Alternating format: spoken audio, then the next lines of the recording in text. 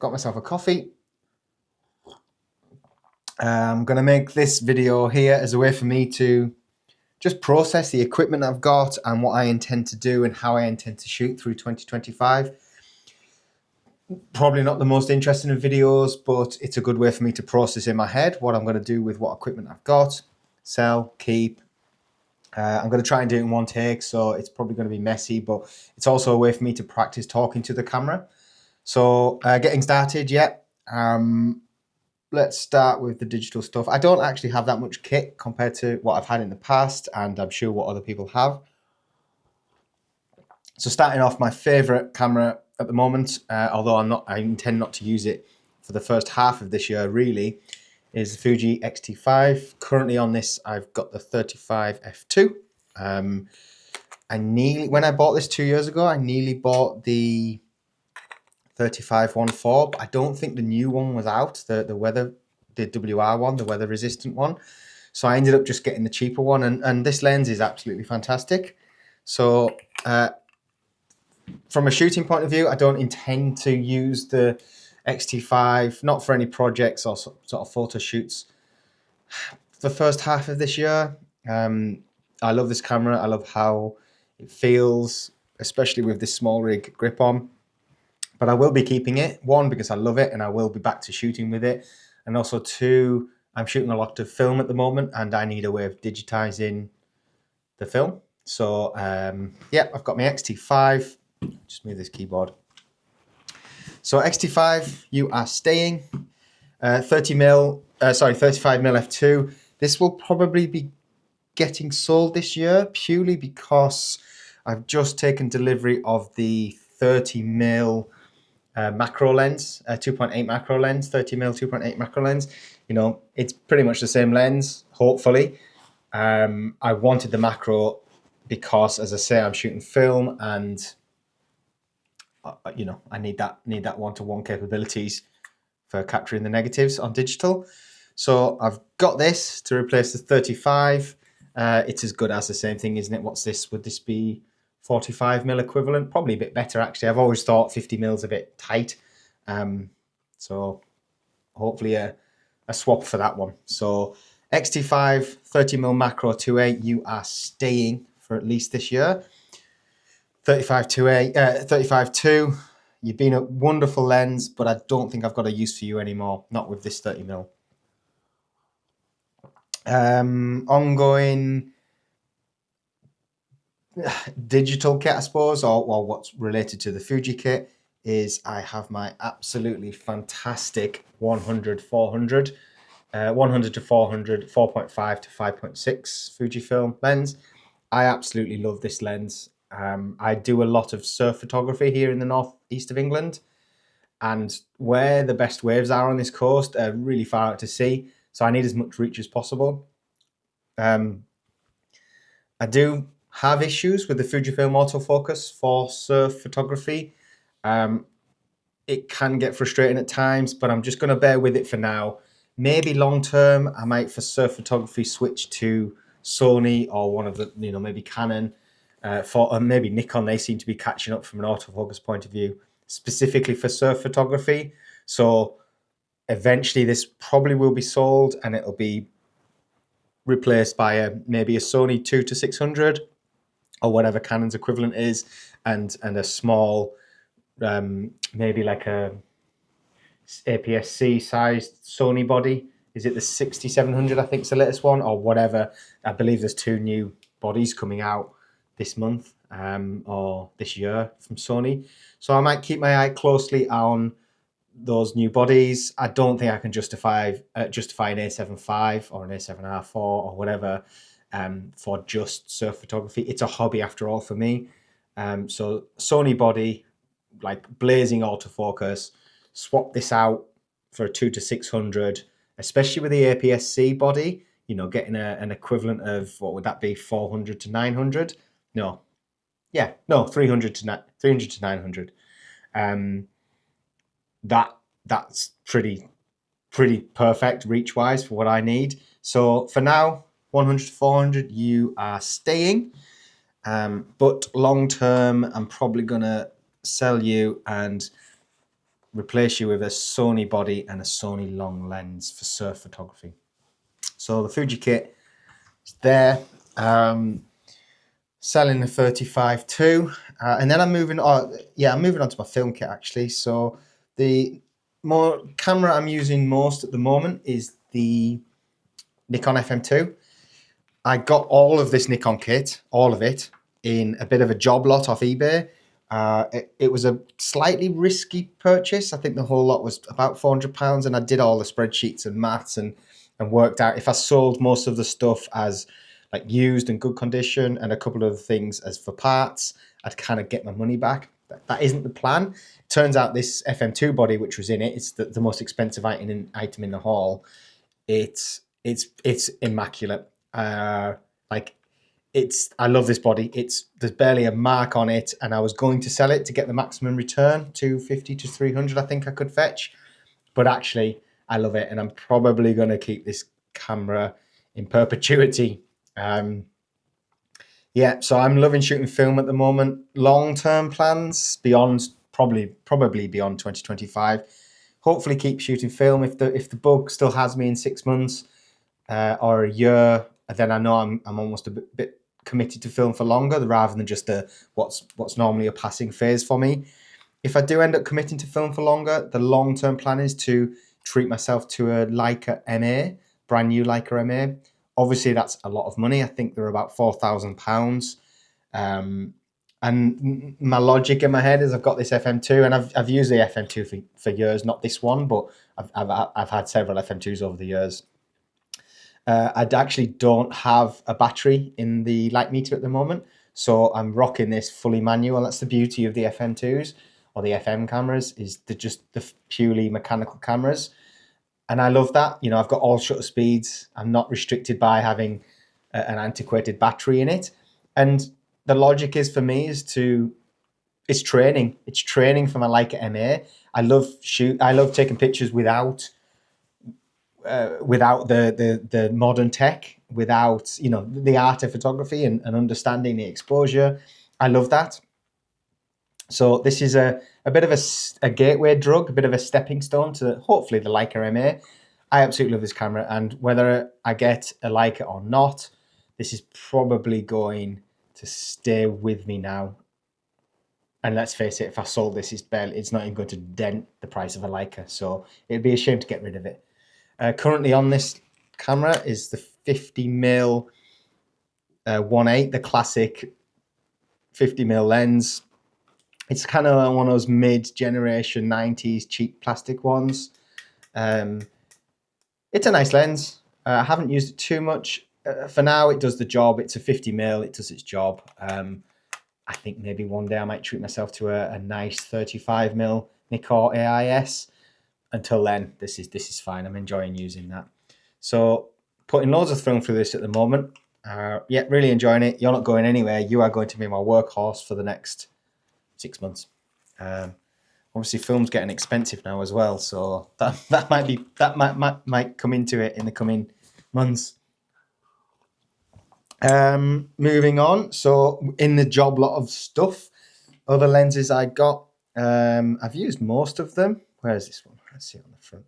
Yep. So this is the Nikon 135 f3.5. So not the fastest of lenses. However, I've used it a little bit actually, and it's a lovely lens. The issue with this lens is the focus ring is very slow. So I'm guessing what do you call it inside?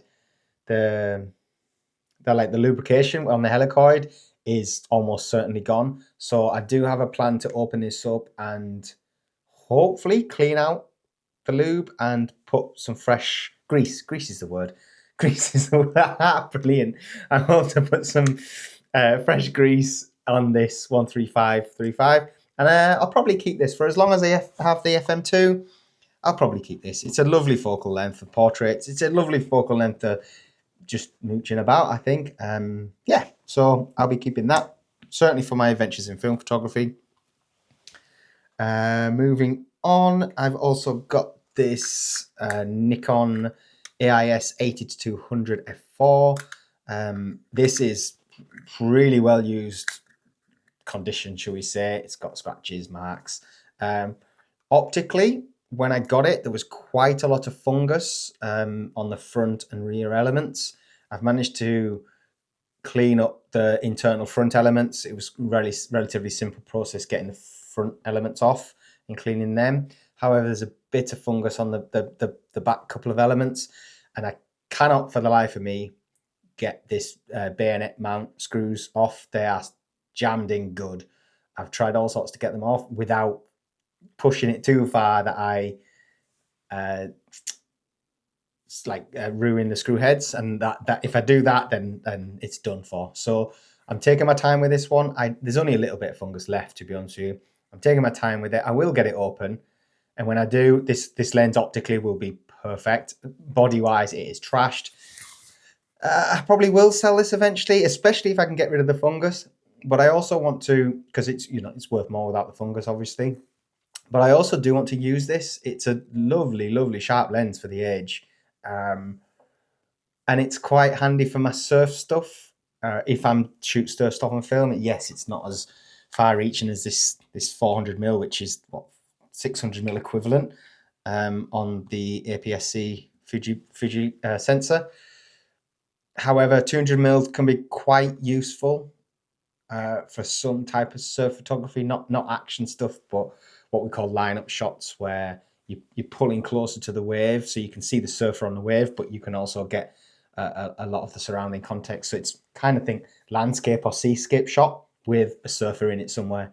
So I will be using this, but it will also be getting sold, especially if I can get rid of that fungus and recoup some of my £400 job lot. Yeah, so the 8200 f4. What's this lens here? I don't think I've used this one. Oh yes, I have. Yeah, this is the 100mm 2.8. This lens is in absolutely fantastic condition. It's so compact. It's a wonderful lens. It's optically perfect. I'm almost certain I'll be keeping this. It's a toss-up really between this 100mm 2.8 and this 135 3.5. Look at the difference in size, and there's only 35mm.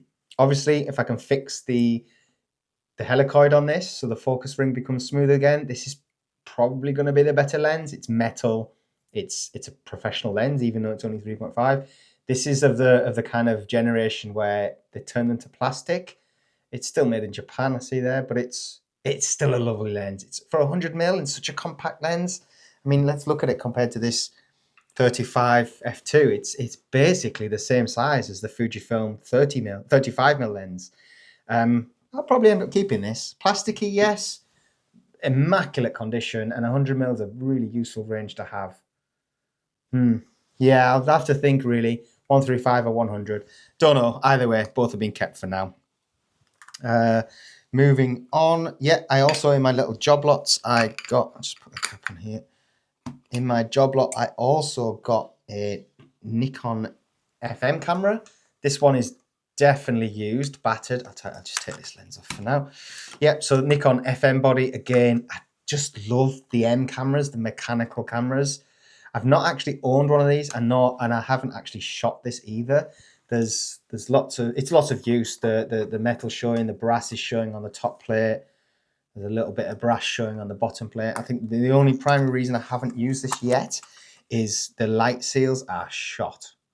So I have actually bought a light seal pack. I know it's foam and I could cut it out, but I didn't want to be doing it on the first time I've ever changed a light seal. So I'm not even going to put a roll of film through this to test it. That's a bit clunky. I'm not even going to put a roll of film through this to test if it is leaking. I look at those seals and it's almost certainly is leaking. But solid metal camera. Replace the light seals, put a roll through it. Probably going to sell this. I think just, it's obviously the older version of the FM2. And the advantages of the FM2 are they're just too great to, be avoided. 4,000th of a second shutter speed, only goes to 1,000 on the FM, 250th flash sync, and 125th on the FM.